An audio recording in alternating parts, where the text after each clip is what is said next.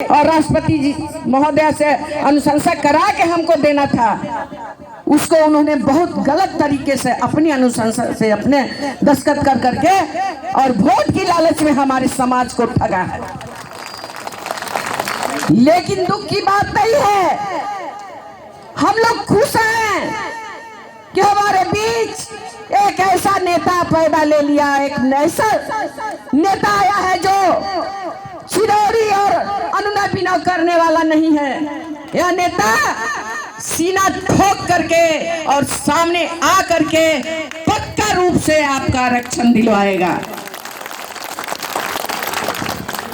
आरक्षण दिलवाएगा ही।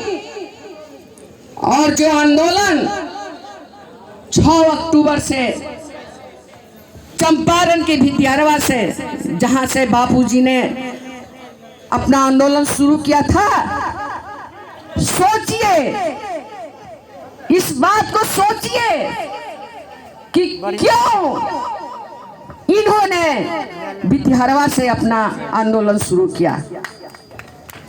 हमारा कहने का मतलब है कि बापूजी ने जो कसम खाई थी उस धरती से कि हम देश को आजादी दिलवा करके रहेंगे, उसी तरह आपका बेटा इंजीनियर आरपी गुप्ता ने उस धरती से कसम खाया है कि मैं इस पान समाज को आजादी दिलवा करके रहूंगा।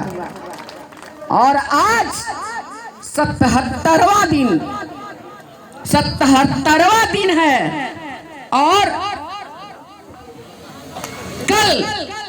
कल आपके सहरसा के पटेल मैदान में 6ठा रैली होगा।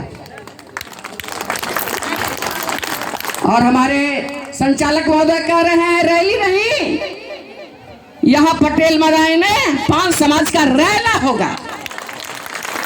सही बात है, यहाँ की आबादी जितनी है, सहरसा की जितनी आबादी है, वह रैली नहीं रैला होगा। और मजे की बात यह है कि यह रैला जो है कहीं ऐरू गैरू जगह पर नहीं है, सारे प्रशासनिक पदाधिकारियों से यह मैदान घिरा हुआ है। और देखेगा डीएम, देखेगा एसपी कि यह सहरसा का पटेल मैदान पान समाज का मैदान है और पान समाज अपनी आरक्षण को लेने के लिए यहाँ पर एकत्रित हुआ है। क्योंकि मैं देख रही हूँ लगातार गुप्ता जी के साथ, अपने नेता के साथ मैं 6 अक्टूबर से घूम रही हूँ और देख रही हूँ कि जो पहला रैली हुआ था मोतिहारी में, वह लगभग 25 से 30 हजार की संख्या में भीड़ थी।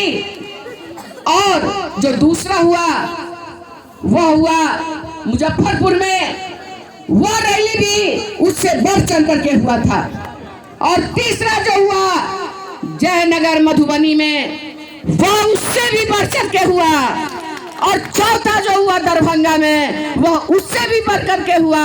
और एक बात मैं आपको बता देना चाहती हूँ कि जो 5वां हुआ वह बेगूसराय का रैली, 5वां रैली बेगूसराय का, वह तो माननीय मुख्यमंत्री का कुर्सी को डगमग करने वाला था।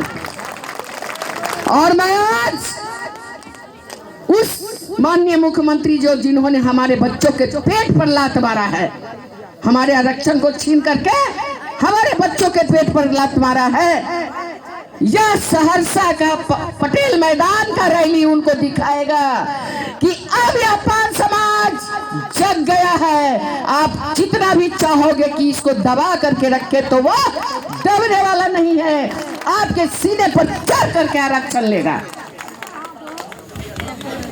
आप कहते हैं कि इनकी आबादी नहीं है, सोचिए, इनकी आबादी नहीं है तो कहां से भरा मुजफ्फरपुर का मैदान? वो कौन लोग थे जिन्होंने जयनगर मधुबनी का मैदान को भरा? वो कौन लोग था जो मोतिहारी के मैदान को भरा? और वो कौन लोग था जो बेगूसराय के मैदान को भरा था?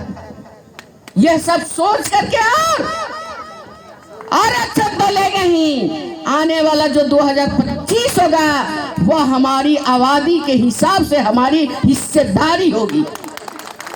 हिस्सेदारी कहने का मतलब कि जो हमारी आबादी जिला में है, आदरणीय माननीय आपके शेर बेटा, पान समाज का शेर मैं कहती हूँ, इन्होंने जो आंदोलन का नाम दिया हाको रथम पान है। हाको रथम पान के माध्यम से एक एक बच्चा अब जानता है कि हम पान हैं।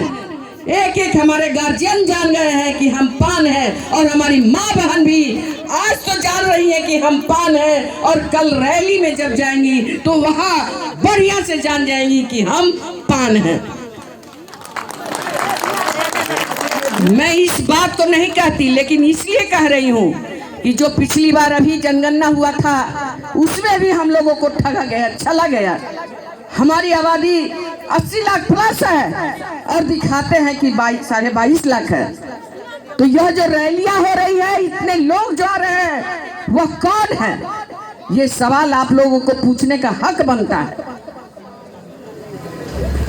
मैं कल के लिए तो आप लोगों को कहने आई हूं कि कल अपने हक की लड़ाई के लिए हमारी बहन ने कहा कि आप लोग अपना खोपा जो है मजबूती से बांध लीजिएगा और कमर में गमछा बांध लीजिएगा। लेकिन मैं कहती हूँ कि आप लोग, हमारी माँ बहनें हमारे पान समाज की हैं, और वीरांगना झलकारी बाई भी हमारे पान समाज